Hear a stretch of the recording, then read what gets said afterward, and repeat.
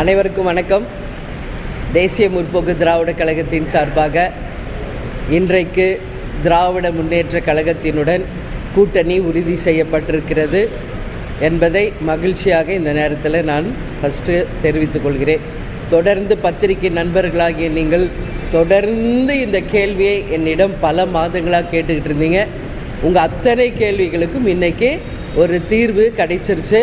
நான் உங்ககிட்ட சொன்னேன், உங்களை அழைச்சி பேசி நிச்சயம் உங்கள் முன்னாடி நான் அறிவிப்பேன்னு. ஸோ அங்கே உறுதி பண்ணிட்டு தான் நான் அறிவிக்கணும். எனவே அங்கேயும் நான் பேசினேன் உங்ககிட்ட. இன்றைக்கி தலைமை கழகத்திலேருந்து உங்களுடன் பேசுகிறேன். இது ஏன் இந்த டிசிஷன் நீங்கள் அடுத்த கேள்வி கேட்கலாம். நம்ம இந்த முறை நான் உங்கள் எல்லாருக்கும் சொன்னது மாதிரி நாங்கள் வாக்குப்பேட்டி வச்சு அனைவருடைய கருத்தை நாங்கள் கேட்டோம்.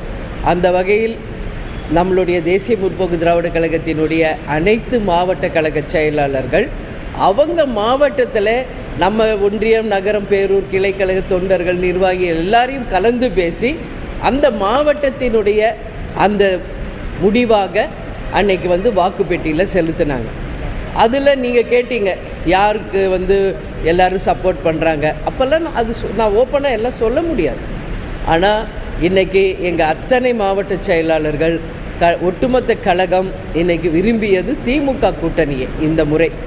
அதனால் கழகத்தின் முடிவு எதுவோ, கழகத்தின் விருப்பம் எதுவோ அதுவே என்னுடைய முடிவு, அதுவே என்னுடைய விருப்பமாக ஏற்றுக்கொண்டு அதை நாங்கள் இன்றைக்கி அறிவிச்சிருக்கிறோம்.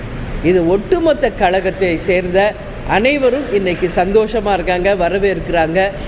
இது தேசிய முற்போக்கு திராவிட கழகம் மட்டும் கிடையாது, திராவிட முன்னேற்ற கழகத்தை சேர்ந்த அனைத்து பேருமே, அதாவது அண்ணன் ஸ்டாலின்லேருந்து கிளைக்கழக தொண்டர்கள் வரைக்கும் எல்லாருமே இந்த கூட்டணியை மிக சந்தோஷத்தோடு வரவேற்றாங்க.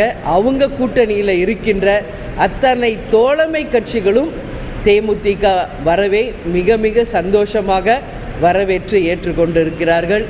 எனவே 2026 சட்டமன்ற தேர்தல் இந்த கூட்டணி மகத்தான வெற்றி பெற்று ஆட்சி அமைக்கும் என்பதை உறுதியாக இந்த நேரத்தில் சொல்கிறேன். நீங்கள் கூட அங்கே திமுக ஆஃபீஸில் என்கிட்ட கேட்டீங்க எத்தனை சீட்டு ஜெயிப்பீங்கன்னு. நான் சொன்னதே தான் மீண்டும் சொல்கிறேன். 200+ ஜெயிச்சு அமோக வெற்றி இந்த கூட்டணி பெறும் என்பதில் யாருக்குமே மாற்று கருத்தில்லை. ஏன்னா இது ஒட்டுமொத்த கட்சிகளும் அதே போல் மக்களும் விரும்பிய ஒரு கூட்டணியாக இந்த கூட்டணி அமைஞ்சிருக்கு. கேப்டன் அவர்களும் கலைஞர் அவர்களும் பல ஆண்டுகாலமாக நட்பில் இருந்தவங்க உங்களுக்கு தெரியும். எங்கள் திருமணத்தை நடத்தி வைத்தவரே கலைஞர் அவர்கள் தான். அறிவாலயத்துக்குள்ளே நான் போகும்போது எனக்கு கேப்டன் நினைப்பு தான் வந்துச்சு. ஏன்னா திருமணம் முடிஞ்சு எங்கள் ரிசப்ஷன் நடந்ததுமே அறிவாலயத்தில் தான் என்பது உங்கள் எல்லாருக்கும் தெரியும். பல ஆண்டுகளாக அவங்க குடும்பமும் எங்கள் குடும்பமும் ரொம்ப நெருக்கமாக பழகியவங்க தான். ஆனால் அரசியல் என்று வந்த பிறகு, கூட்டணி என்று வரும்போது எத்தனையோ முறை பேசப்பட்டாலும் அது நிறைவேறாமலேயே இருந்தது. கலைஞர் அவர்கள் கூட 2016 பழம் நழுவி பாலில் விழப்போகிறது என்று கூட சொல்கிறார். கேப்டனுக்கு விருப்பம் இருந்தது, ஆனால் அந்த கூட்டணி அப்போ முடிவு செய்ய முடியல, இறுதி ஆகலை. 10 வருஷம் கழிஞ்சு பழம் நழுவி தேன் கலந்த பாலில் இந்த முறை விழுந்திருக்கிறது. அது மட்டும் இல்லை, இது எல்லோரும் வரவேற்கின்ற ஒரு கூட்டணியாகவும் அமைஞ்சிருக்குது என்பதை இந்த நேரத்தில் நான் மகிழ்ச்சியோடு பகிர்ந்துக்கிறேன்.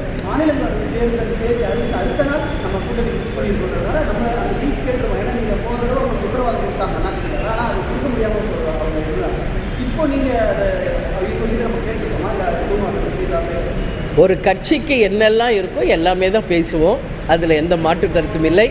அதை நான் இப்போ அறிவிக்கிறத விட கூட்டணி தலைமையில் இருக்கும் முதலமைச்சர் அண்ணன் ஸ்டாலின் அவர்கள் அறிவித்தால் தான் அது முறையாக இருக்கும். இப்போ நம்ம குழு அமைக்க போகிறோம். ஏன்னா அவங்க கூட்டணியிலையும் பல்வேறு கட்சிகள் இருக்குது.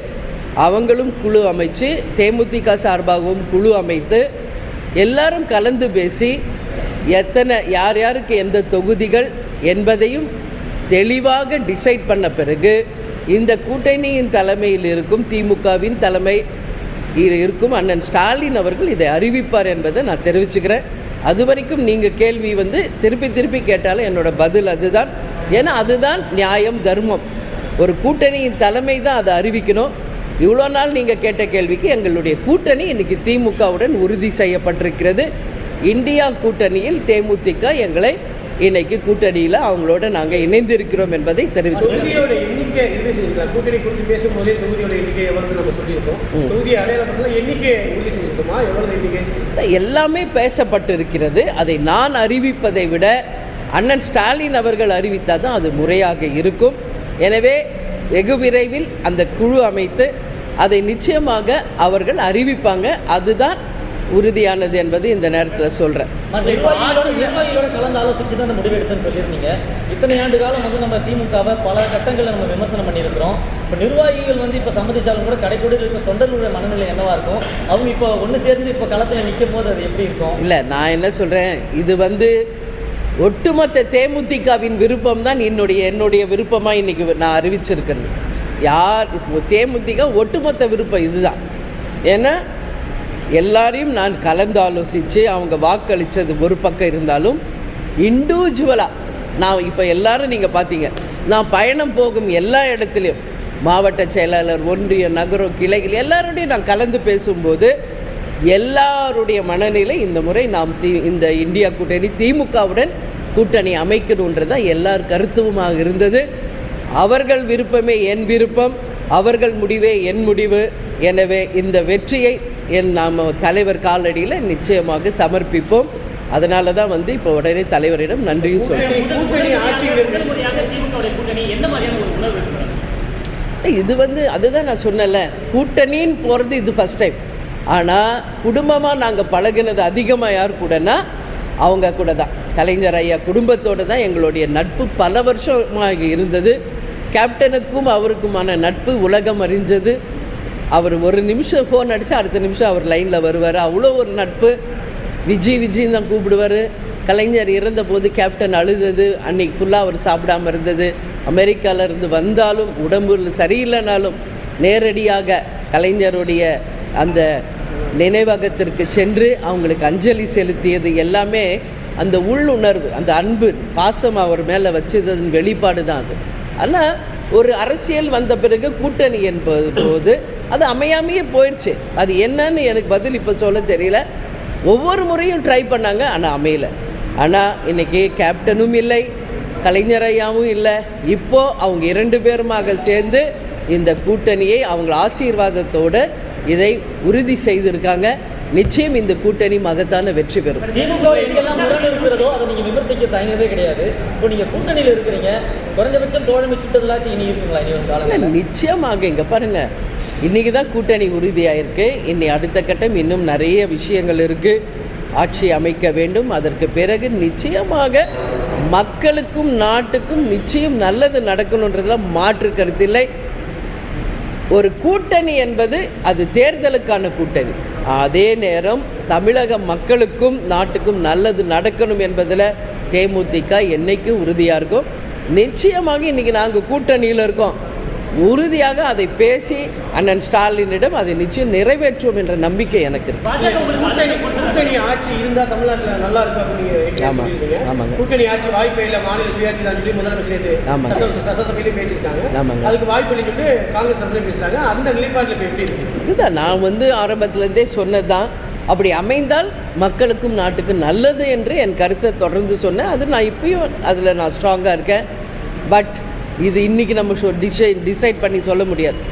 எலெக்ஷன் முடியணும், ரிசல்ட் வரணும். அதற்கு பிறகு தான் யார் எவ்வளோ சீட்டு ஜெயிச்சிருக்காங்க என்ன என்பது தெரியும். மக்கள் தீர்ப்பு தான் மகேசன் தீர்ப்பு. எனவே அதற்கு பிறகு முடிவெடுக்க வேண்டிய விஷயம். அதனால் இப்போ அதை பற்றி பேசுகிறது கண்டிப்பாக. போன வாட்டி நான் தேர்தலில் போட்டிகிட்ருக்கேன், உங்களுக்கு தெரியும். கேப்டன் போட்டிகிட்ருக்கார், விஜய் பிரபாகர் போட்டிகிட்ருக்கார், இங்கே இருக்கிற எல்லாரும் போட்டிகிட்ருக்காங்க. அதனால் அதில் மாற்று கருத்து ஒன்றும் இல்லையே. எல்லாம் அதுதான் இல்லைப்பா, அதுதான் நான் சொல்கிறேன். ஒரு கட்சி இல்லைங்க, ஒரு கட்சி என்றால் என்னெல்லாம் நான் எங்கள் கட்சியின் நலனுக்காக, எங்கள் கட்சியின் எதிர்காலத்திற்காக நாங்கள் என்னென்ன பேசணுமோ எல்லாம் பேசியிருக்கோம். அந்த அறிவிப்பு அவங்க மூலம் வரட்டும் தான் நான் சொல்கிறேன். இல்லை, நான் தான் முதல்ல இருந்தே சொல்கிறேன்ல, எல்லாருமே எங்களுடைய தோழமை கட்சிகள் தான். ஈஷாவுக்கு நான் சாமி கும்பிட போனால் நீங்கள் தான் அதை பெருசு பண்ணுறீங்க. ஒருத்தர்கிட்ட ஏர்போர்ட்டில் சந்திச்சா பெருசு பண்ணுறீங்க. தப்பு தப்பாக நீங்கள் நியூஸ் போட்டு யூடியூப்லேயும் தவறான செய்திகளை போட்டதுனால தான் அது வந்து மக்கள்கிட்ட ஒரு குழப்பத்தை ஏற்படுத்து. நாங்கள் தெளிவாக இருக்கோம் எங்கள் டிசிஷனில்.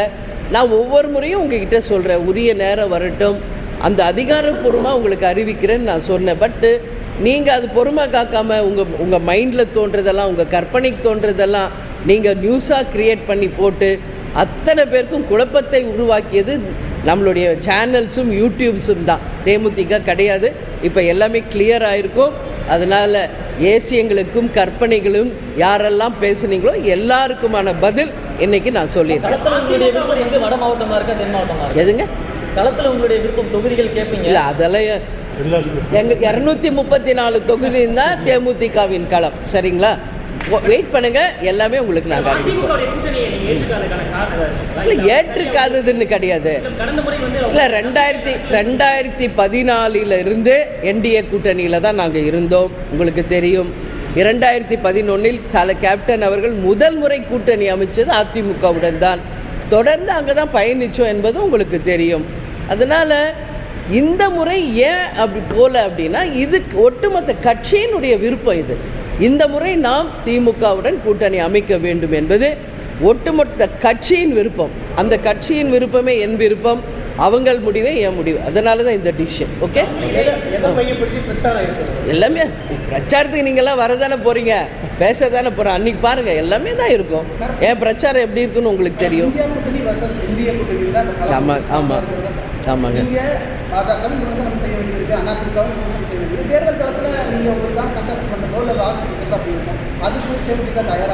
நாங்கள் எப்போவுமே மக்கள் பிரச்சனையை தைரியமாக எடுத்துரைப்பதில் என்றைக்குமே தயக்கம் காட்டியது கிடையாது. அது உங்கள் எல்லாருக்கும் தெரியும்.